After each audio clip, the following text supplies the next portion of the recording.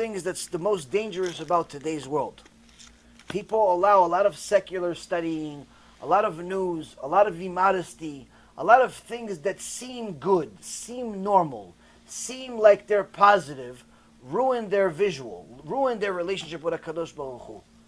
You watch a lot of news, you follow a lot of politics, you watch a lot of TV, you watch a lot of movies. You know, somebody reported or somebody said that some movie came out and they made $1 billion in one day or some stupid number like that. How many of those people that paid part of that $1 billion are Jewish?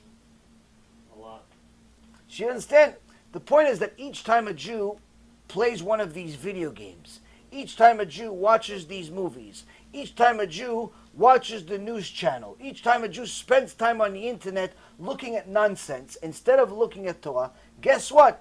They are creating a barrier between them and Hashem, which makes things seem unclear to them.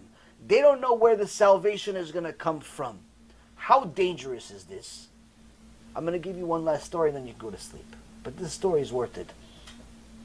Almost 80 years ago, one of the Talmidim of Rav Wasserman, alav Shalom, became a very important rabbi in Poland. But the war was getting hotter and hotter, and he knew that because of his age, the Polish government was going to draft him into the army. Now at the time, Rav Wasserman was visiting America, trying to raise some money, and he got a letter from the student. And this is what it says. He says to him,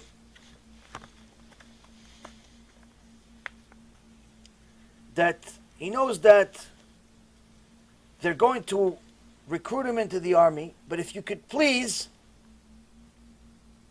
speak to the American Roshei Yeshivot and submit an affidavit to the American government and enable me to obtain an immigration visa to escape the danger.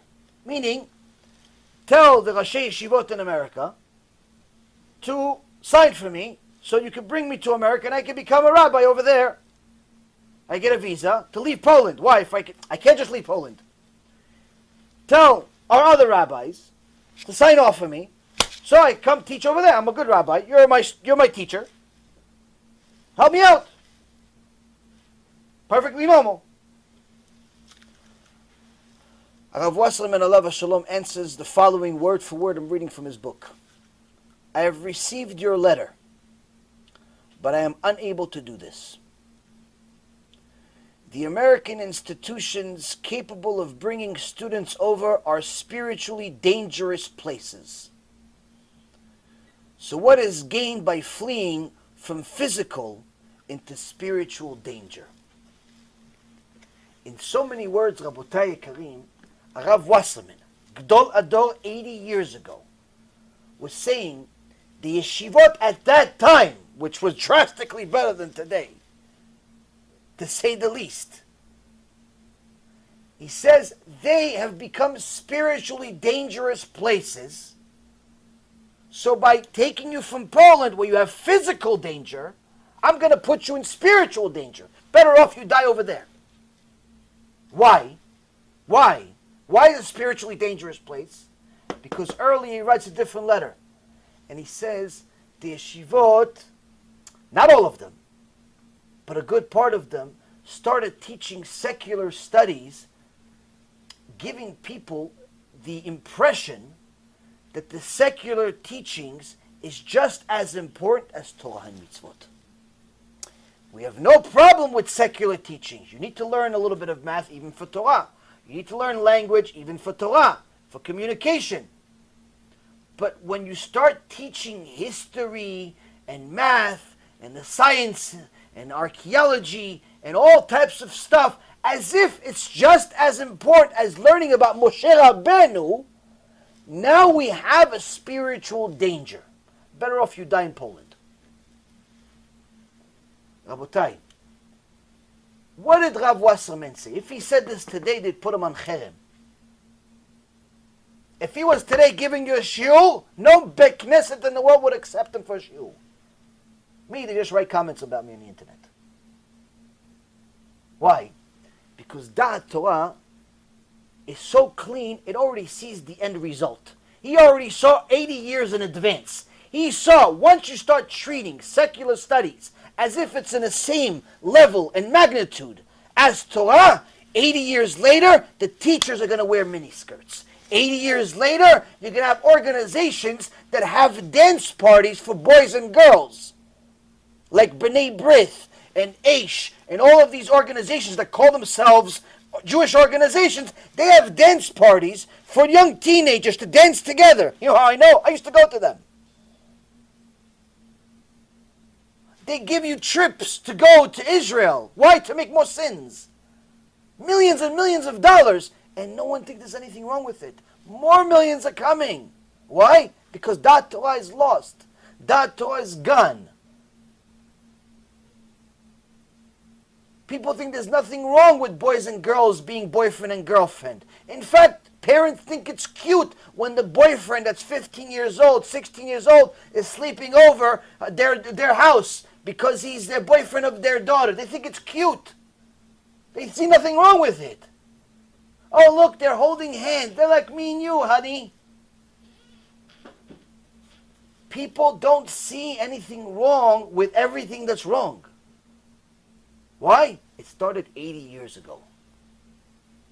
We started looking at the secular world as if it's in the same level as the Torah world. Rav Wasserman already saw this. He says, if you're going to look at both of them the same, this is definitely spiritual death. Only a matter of time. Now, we're not saying don't study math. We're not saying don't study science. We're not saying don't study language. You need to study those things. But remember, they are not in the same level, magnitude of importance as Torah and Mitzvot. Never will be, never were, never are. They're just not. You have to remind yourself this constantly.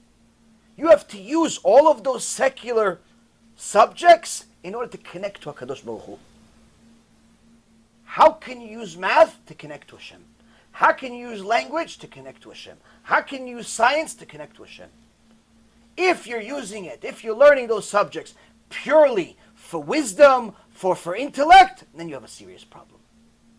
Because that, all of what you're going to learn is going to cloud your vision. It's going to cloud your vision to the point where when push comes to shove, and you're going to have a test of life, you're going to fail miserably. Why? Because your connection to Hashem has a barrier. Has a barrier. You don't think it's a barrier because all you do is watch the news. All you do is know a little bit about politics. What's the big deal? The big deal is you have no connection to Hashem. You think you do because you don't see anything wrong with it. But when you see a 15 and 16-year-old boy and girl hanging out, dancing in the street together, you don't think there's anything wrong with it. When you see two people kissing in public, or you see a rabbi and his wife hugging each other and having the picture on the internet, you don't see anything wrong with it. You see a Jewish kehillah invite a Christian for Shabbaton, you don't see anything wrong with it. There's so much wrong, but you don't see it. The communities are not seeing it. Why? There's no Da'at Torah. Why? Because it already started a long time ago when you started looking at the secular subjects the same way as you looked at Torah. This is the poison of bitachon. So remember, before you press the play button on the next movie, on the next video, on the next story in the internet of some kind, remember, if you already know ahead of time that you cannot use this to connect to HaKadosh Baruch Hu, it's 100% poison. Either way, it's poison. It just depends what level.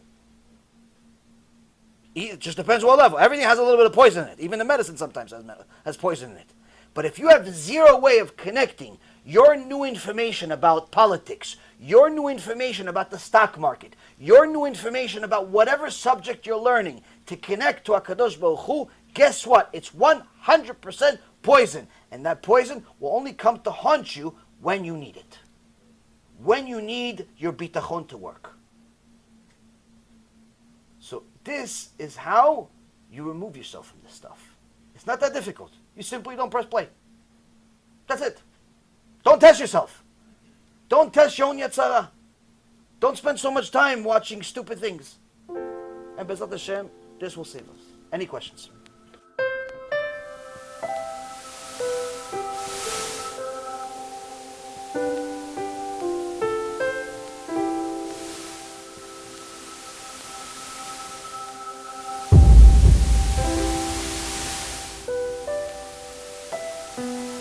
you.